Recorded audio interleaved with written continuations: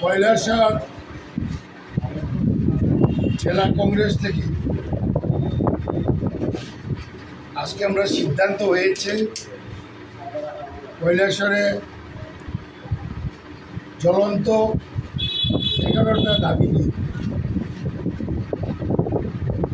11ই September Kailashahar মহকুমা 12 ঘন্টার বন আহ্বান করা হয়েছে। একটু আগে আমরা বলেছিলাম কৈলাসহরে উন্নয়নমূলক কাজে সরকারের অনীহা। বহুবার আমরা প্রশাসনের সঙ্গে যোগাযোগ করেছি। একটা হলো উত্তরাঞ্চলে যে লাইফ লাইন পুরাতন রেভিনিউ ডাকবাংলা থেকে রাঙাউটি পড়ছিল, প্রধানমন্ত্রীর সড়ক রোজগার যোজনায় করা হয়েছিল এবং মানুষের গাড়ি চলার অনুপযুক্ত হয়ে গেছে। প্রত্যেক দিন অ্যাক্সিডেন্ট হচ্ছে। দফায় দফায় বিভিন্ন দল থেকে রাস্তা অবরোধ করা হয়েছে। কংগ্রেস প্রশাসন কিছুই করে এবং চিফ ইঞ্জিনিয়ার সঙ্গে কথা বলেছি এবং বদরুজ্জামানের কথায় আমি নিজে কুমারঘাট গিয়ে এক্সিকিউটিভ ইঞ্জিনিয়ার সুপারিনটেন্ডেন্ট ইঞ্জিনিয়ারের চেম্বারে গিয়ে বৈঠক করেছি। কোনো সুধার হয়নি। কন্ট্রাক্টর মেনটেন্যান্স করতে রাজি নাই, আরও 2.5 বছর মেনটেন্যান্স করা বিদ্যাগ্রস্ত দেখে।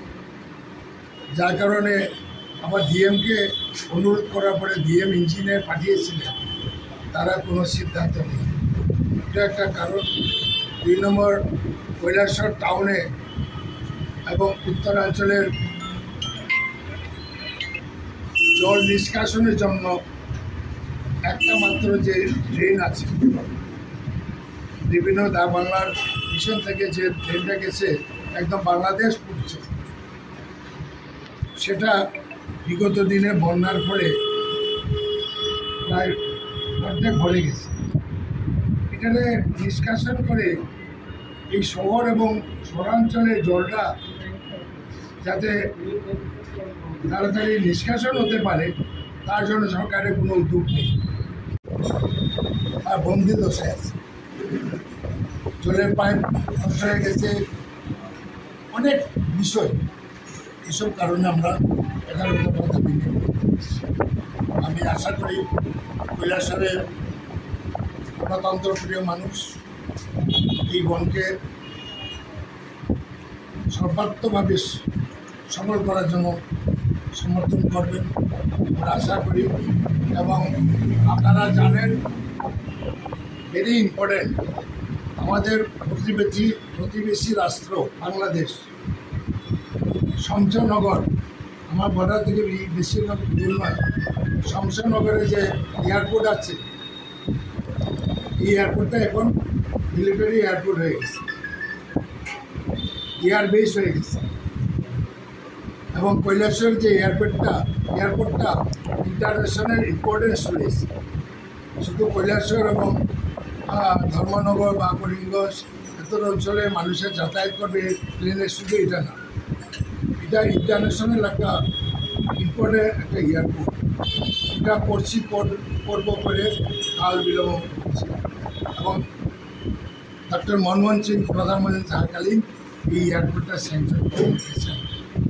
বামফ্রন্টও করে নাই এবং রামের রাজত্ব এখনও বাইরের প্রধানমন্ত্রী এটাতে প্রতিশ্রুতি দিয়েও গেছে, রেলও আছে।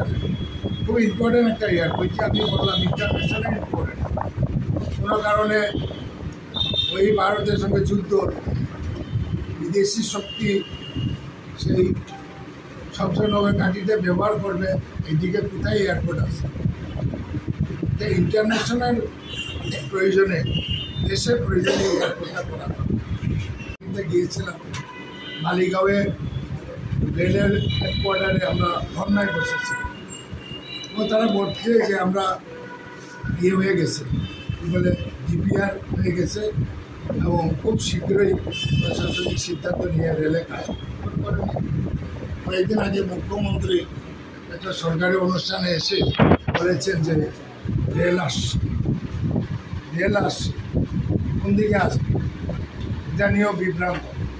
এবার ছিল পেশাতল থেকে আসবে, এখন বলে ধর্মনগরটা আসবে। অর্থাৎ হবে না, পেশাতল থেকে যদি আসে তাহলে আমাদের এখানে খরচও কমবে, তৎক্ষণাৎ রেলটা আসবে। আর ধর্মনগর আসতে গেলে কত যুগ লাগবে ভগবানের জানে। সুতরাং বাস্তব দৃষ্টিভঙ্গি নিয়ে সরকারকে সিদ্ধান্ত নেওয়ার জন্য আমি অনুরোধ করছি।